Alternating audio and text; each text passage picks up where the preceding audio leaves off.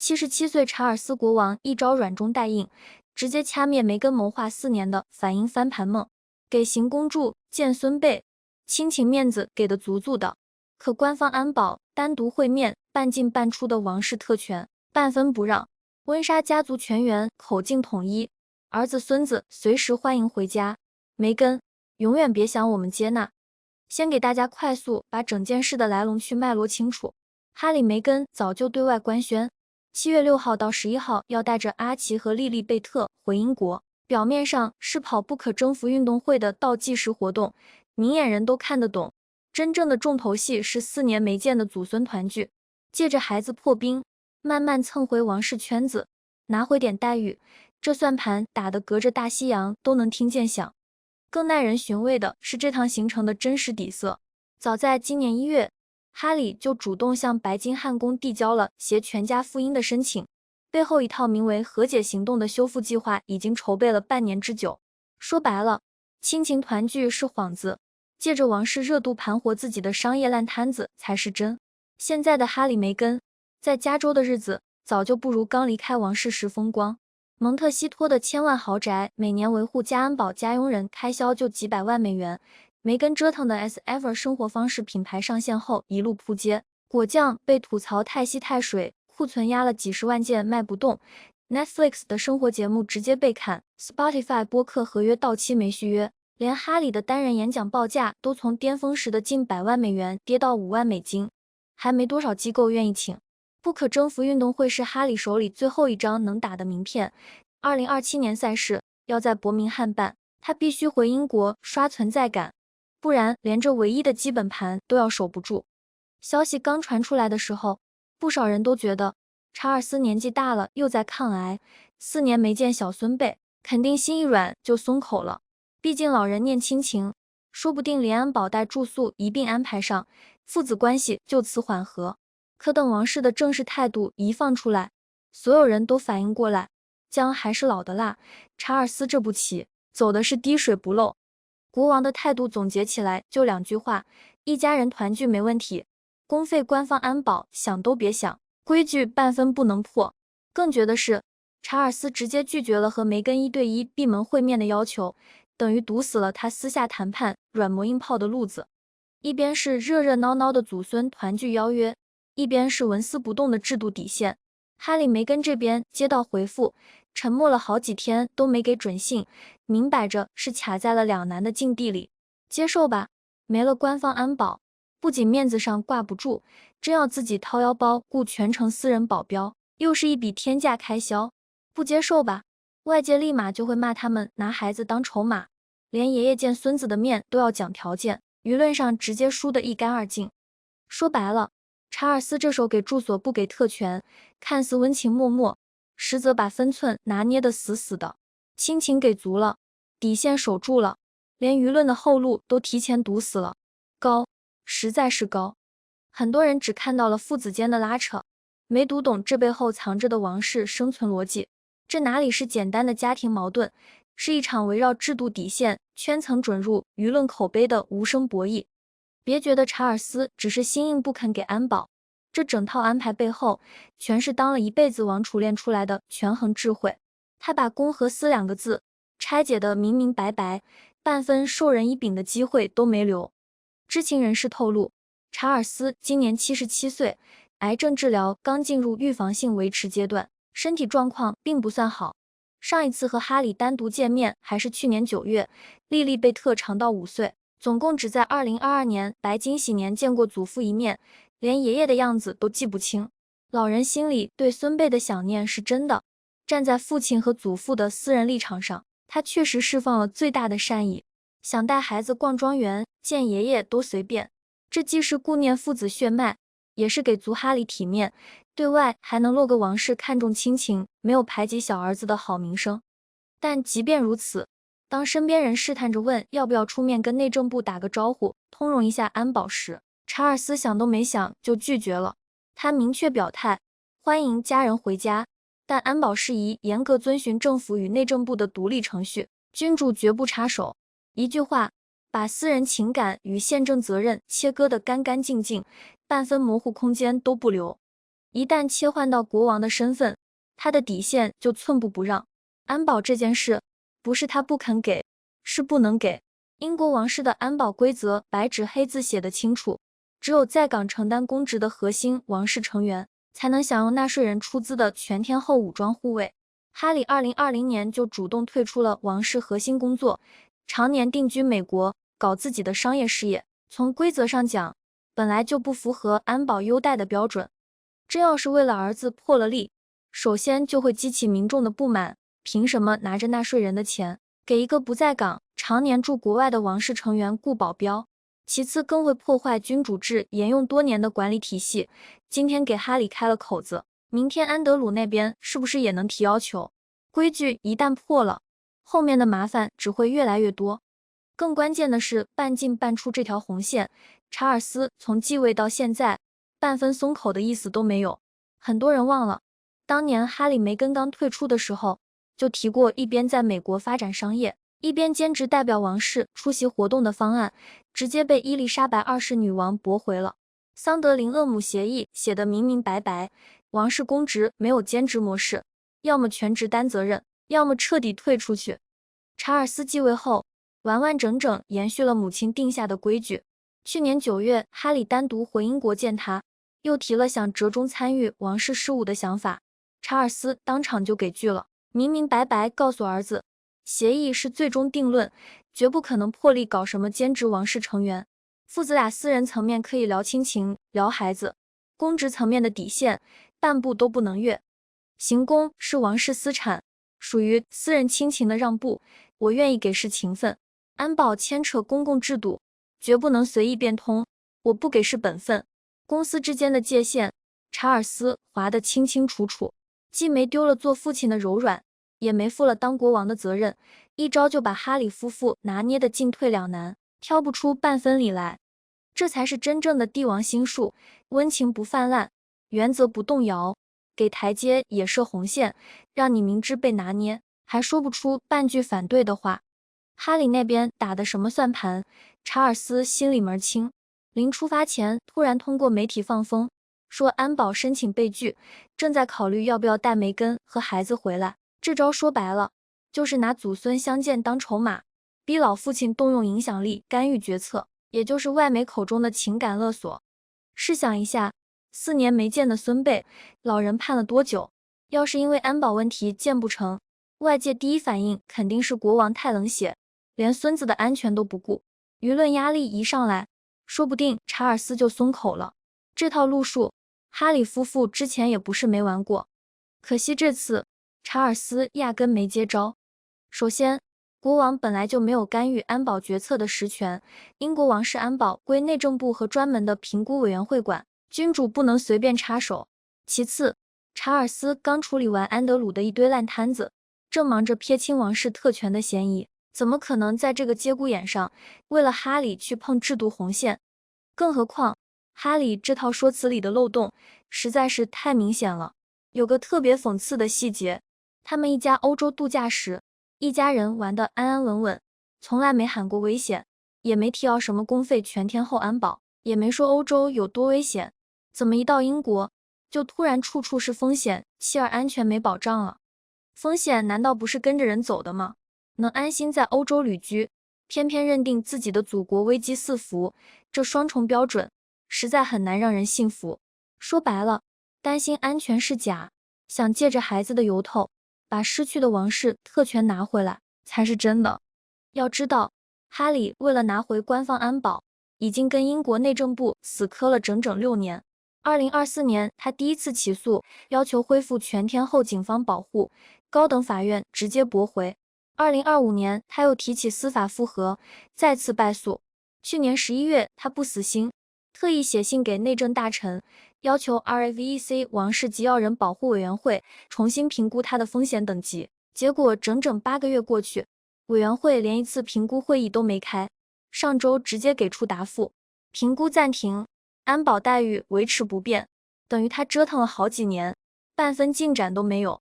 眼看硬的不行，他就想来软的，拿孩子当情感筹码逼父亲让步。可他忘了，查尔斯是国王，更是在王室臣服了一辈子的老人，这点小伎俩怎么可能看不穿？更讽刺的是 ，RAVEC 还给出了明确答复：住在王室私产范围内，可以享受庄园自带的安保力量。一旦踏出庄园大门，所有安全问题自行负责。等于把哈里最在意的出门有警察开道的排场面子撕得明明白白。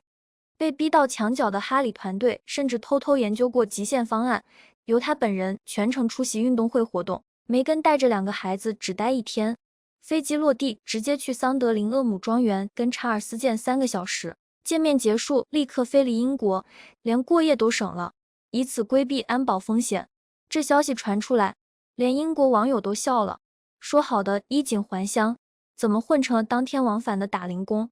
他想要的从来不是住在庄园里的安全，是走到哪儿都有警察跟着的全套王室待遇，是那种走到哪儿都有人捧着的身份感。不然以他每年在加州花300万美元雇私人保镖的财力，真要保障行程安全，完全掏得起这个钱。他就是不想自己掏，想让英国纳税人替他买单。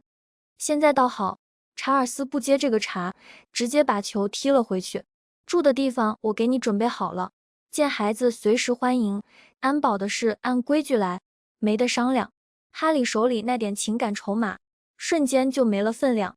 有消息说，哈里得知安保无望之后情绪很差，甚至心力交瘁。可这又能怪谁呢？行程是他自己定的，安保规则是早就摆在明面上的。临出发拿孩子说是博同情，没博成，反倒把自己架在了半空中。接受吧，不甘心丢了特权；不接受吧，又要背上不让爷爷见孙子的骂名。进退两难的局面，全是他自己选的。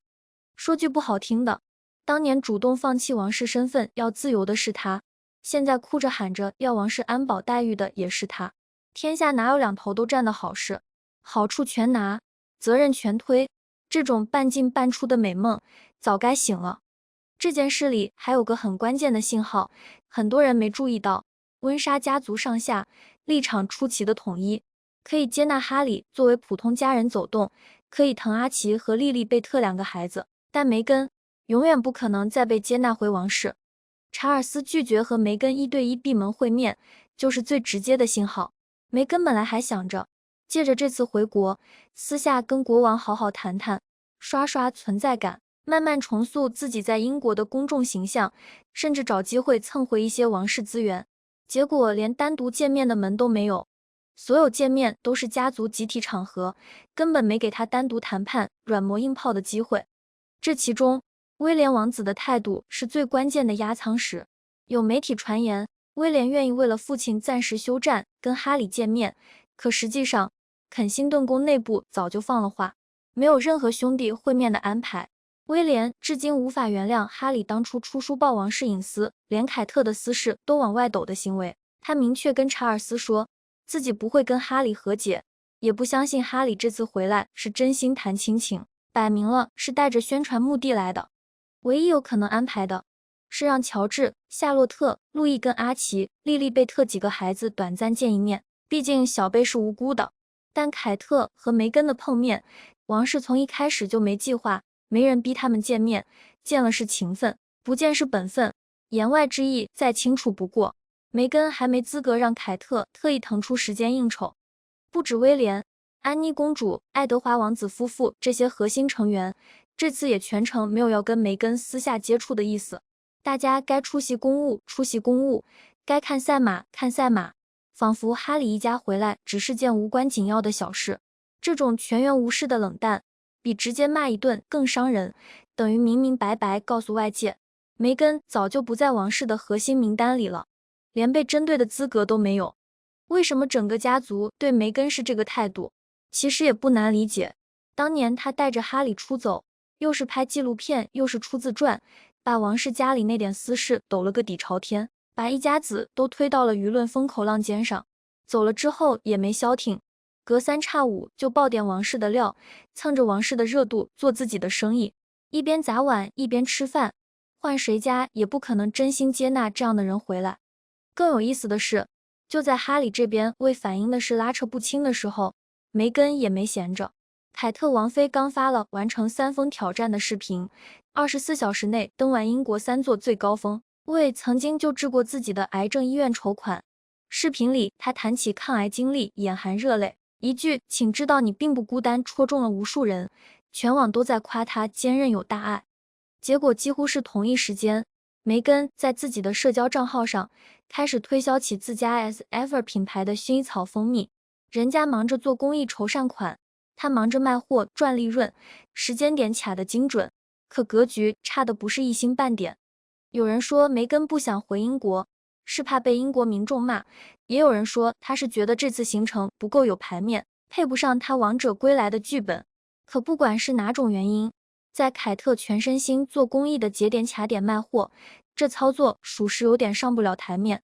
更扎心的是，他的商业版图已经崩得快撑不住了。As Ever 品牌今年前5个月全美访客才39万多，还不如网红博主一条视频的播放量高。网站之前出技术 bug， 被网友爬出总库存高达65万件，按零售价算价值2180万美元，可实际卖出去的连零头都不到。之前跟风推出的抹茶草莓酱套装，被网友吐槽是把卖不动的库存打包清仓，嘲讽它活成了自己的山寨版。更致命的是，服装线商标因为跟已有品牌撞名，被美国专利商标局驳回了2次，核心板块直接胎死腹中。说白了，他现在急着回英国，就是想借着王室公爵夫人的身份回炉再造，给自己的品牌续命。可他也不想想，当年在王室的时候都没把流量转化成实打实的商业口碑，现在都离开6年了，名声越做越差，谁还愿意为他的王室滤镜买单？同样是嫁进王室的平民女孩，凯特用10几年的踏实付出，把自己活成了王室的定海神针，民众支持率一路走高。梅根总想着走捷径、蹭流量、赚快钱，把一手好牌打得稀烂，现在连重回王室核心圈的门都摸不到。路都是自己选的，走到今天这步，怨不得别人。还有个细节特别耐人寻味，凯特的弟媳阿丽泽嫁进米德尔顿家之后，连个公开的社交账号都没有，安安静静过日子，陪着丈夫走出抑郁症的低谷，反倒赢得了凯特全家的尊重和认可。同样是平民身份进入顶级圈层，有人主动退圈守清静，有人削尖了脑袋想蹭流量，活法不同，结局自然天差地别。其实从这件事往深了看，哈里梅根的尴尬处境不过是王室精简改革大趋势下的一个缩影。现在的温莎家族早就不是当年那个一大家子都能蹭着王室光环过日子的时代了。查尔斯继位之后，一直在推行精简君主制，核心思路就是收缩阵线，聚焦组织，甩掉包袱。安德鲁因为丑闻彻底出局，哈里因为主动退出被边缘化，旁支成员慢慢淡出核心公务圈，所有的资源、曝光、荣耀全都往威廉·凯特这一脉集中，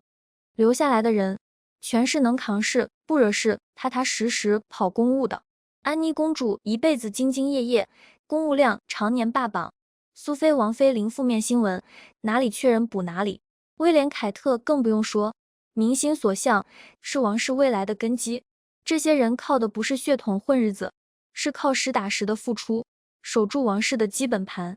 反观被踢出局的，全是只想要特权，不想担责任的。安德鲁丑闻缠身，还想着王室待遇；哈里拿着王室身份变现，还总觉得委屈。说白了，都是只想占便宜，不想付出。可王室不是慈善机构，更不是想来就来、想走就走的后花园。当年你主动要自由，要商业利益，选择了退出，现在就别回头要特权，要身份。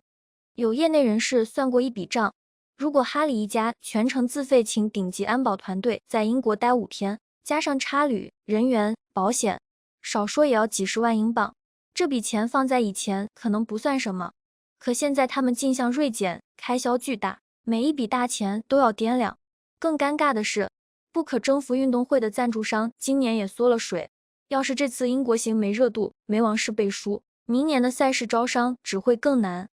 很多人问哈里还有没有机会重回王室，答案其实很明确，作为家人回家探亲、祖孙团聚，永远有他的位置。但作为王室在职成员，拿回当年的特权和待遇，基本不可能了。桑德林厄姆协议的红线摆在那里，王室精简的方向摆在那里，不可能为了他一个人推翻所有的规矩。至于梅根，就更不用想了，他从始至终想要的都是王室身份带来的光环和流量，好用来变现赚钱。这种精致利己的路子，在重规矩、重传承的温莎家族里永远行不通。核心圈层的大门，从他带着哈里出走，对着全世界爆王室黑料的那天起，就已经对他彻底关上了。